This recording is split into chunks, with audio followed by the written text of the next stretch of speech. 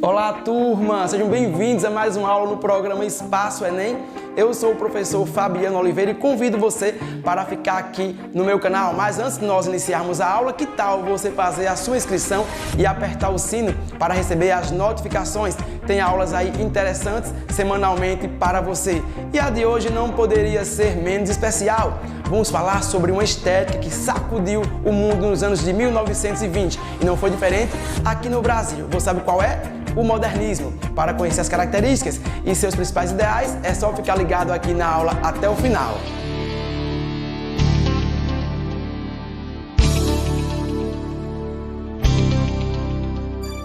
O modernismo aconteceu aqui no Brasil por volta de 1922, com a Semana de Arte Moderna, aquela semana de 3 dias que anunciou o novo e combatia todo o passado. No Enem, você tem que lembrar que o modernismo combateu a estética do passado, que era principalmente o parnasianismo, apesar de já existir o simbolismo no Brasil, mas foi aí muito fraco. As vanguardas europeias influenciaram diretamente essa estética, principalmente o futurismo e o cubismo dentro da arte literária. Era um ano de muita euforia, os anos de 1900 era o momento em que o mundo passava por uma revolução. As cidades chegavam a um momento de urbanização muito grande e a industrialização mudava o estilo de vida e de pensar das pessoas. Aqui no Brasil, nós teremos a chegada do modernismo por volta de 1922, destruindo a estética do passado, principalmente aí com as glórias cantadas pelo futurismo.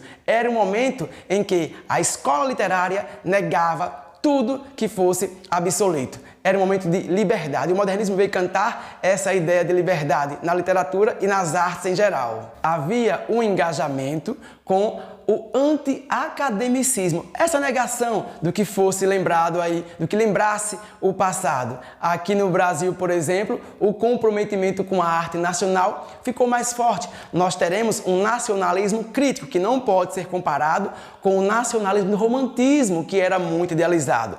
O modernismo, ele veio com um olhar mais crítico que vai perpassar por toda a nossa arte, a pintura, a música e muito mais forte dentro da literatura. Você que vai fazer o Enem deve ficar antenado com o contexto histórico no qual eclode o modernismo no Brasil. As transformações sociais causadas pela Revolução Francesa e Industrial trazem um novo estilo de vida para as pessoas. Esta industrialização faz eclodir as grandes metrópoles e São Paulo começa a se destacar como o centro da cultura brasileira. Esse estilo de vida passa por transformações sociais, políticas e culturais. Os anos de 1900 também são de muita importância. Surge a teoria da relatividade do Albert Einstein e a psicanálise do Sigmund Freud. Mas, Fabiano, e no Brasil, qual é o contexto histórico? Nós estamos diante dos primeiros sinais de industrialização, principalmente na cidade de São Paulo, com o café. Por falar em café, estamos também no momento da República do Café com Leite. Você lembra o que é a República do Café com Leite, não lembra? É aquele momento de alternância de poder entre Minas Gerais e São Paulo. Neste momento, havia uma forte marginalização do povo negro, libertado em 1888, e o Brasil sofria os sinais, os primeiros efeitos pós-Primeira Grande Guerra Mundial, que vai terminar aí em 18 a 1919, ok? Nesse momento, nós estaremos aí preparando o campo para estrear com o modernismo em 1922, negando todo o passado, como eu já havia dito, e cantando aí uma literatura mais nacional, de denúncia, com uma língua mais brasileira. São uma das principais características da literatura modernista. Caráter destruidor e renovador. Anotemos agora as principais características da primeira geração modernista. Rica em revistas e manifestos, foi um período muito radical em romper com o passado, e esse caráter anárquico e destruidor estará na obra do Mário de Andrade, autor que traz um nacionalismo crítico, irônico e vai negar aquele nacionalismo ufanista. O Mário vai trazer de volta alguns textos quinhentistas, por exemplo, para trabalhá-los em forma de poema-piada Olha que bacana, a literatura passa a ser de conscientização, há um retorno ao folclore nacional. As revistas que surgem, a principal delas é a Claxon, que significa fom, buzina, chacoalhar a literatura brasileira, tirar daquele sono eterno do simbolismo e também do parnasianismo. Essa primeira geração vai ser chamada de heróica, de devastadora, principalmente aí por trazer essa fusão com as tão comentadas vanguardas europeias que negavam o passado e anunciavam o futuro. Essas aí são as principais características dessa primeira geração. Nomes como Mário de Andrade, Ouso de Andrade e Manuel Bandeira. Todos eles com inovações linguísticas. Fabiano, e quais as principais características que eu, que vou fazer o Enem, devo saber para não perder a questão? Primeiro, a experimentação das formas técnicas.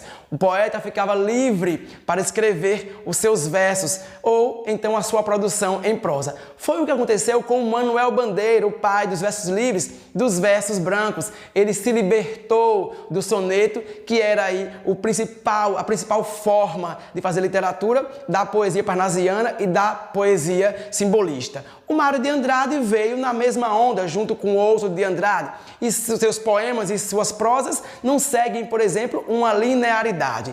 Essa é uma característica que você não pode esquecer. A outra diz respeito à liberdade de criação, como eu já comentei aqui. O poeta ficava livre e isso aí foi preconizado dentro da primeira semana de arte moderna. E não se esqueçam de que uma outra característica importante é a valorização de temas retirados do cotidiano, da cultura popular brasileira, como, por exemplo, a obra Macunaíma ou toda a produção literária do Manuel Bandeira, que era retirada do seu dia a dia. Se você lembrar da experimentação técnica, lembrar da liberdade de criação e que havia um engajamento social entre literatura e arte, além do uso do cotidiano, você não perde a questão relacionada às características do modernismo. Confie em você, que eu confio também. E lembrando, fica ligado aqui no canal do Espaço Enem, que nós iremos trazer mais novidades, mais informações sobre o modernismo. Combatendo ao parnasianismo, busca-se uma linguagem mais brasileira, com temas nacionais e voltados para uma literatura mais crítica. Didaticamente, o modernismo se divide em 3 gerações. A primeira geração, que vai de 22 a 30, chamada de heróica, de anárquica, de destruidora, como eu já comentei aqui. A segunda geração é a geração aí do Graciliano Ramos, Jorge Amado, Raquel de Queiroz, onde a seca vai ser o grande tema, voltado aí para a denúncia da realidade brasileira, a chamada geração do amadurecimento. E a terceira geração vai de 45 em diante, é a chamada de pós-modernista, a geração de Clarice Lispector e João Cabral de Melo Neto. É importante lembrar que todas essas gerações serão comentadas aqui no programa Espaço Enem. Quando eu faço referência à sintaxe rebelde, estou falando do Mário de Andrade e do Ouso de Andrade, com a sua linguagem coloquial, marcando seus poemas com a fala do povo. São os primeiros artistas a fazerem uso da paródia e da ironia. Jamais, gente, jamais um autor parnasiano ou simbolista poderia usar a paródia ou uma linguagem simples. A obra da primeira geração vai ser marcada pela vanguarda cubista. Aparecem os primeiros cortes, tanto na prosa do Alcântara Machado, quanto na poesia, principalmente do Manuel Bandeira. Muitas montagens cinematográficas. Vocês viram aqui que eu comentei sobre um retorno à literatura quinhentista de forma irônica e humorada, com os poemas, piadas, o nacionalismo mais crítico, mais ufanista, com a valorização de uma linguagem mais brasileira e um senso de contemporaneidade. Essas são as principais características da primeira geração, chamada de heróica, de brava. Uma geração que negou o passado e lutou para que a literatura ganhasse cara nova e anunciasse uma nova forma de escrever. Gostaram? Esse foi o programa Espaço Enem de hoje, mas antes de você ir embora, aperta o sininho para que você possa receber novas notificações e faça a sua inscrição para que a gente possa chegar a 1000 pessoas e os programas possam acontecer aqui ao vivo. Passa também lá no Instagram, @Prof. Fabiano Oliveira. Um grande abraço, deixa o seu comentário, o seu like, eu vou ficar muito feliz. Tchau, gente. Tchau, até a próxima. Tchau.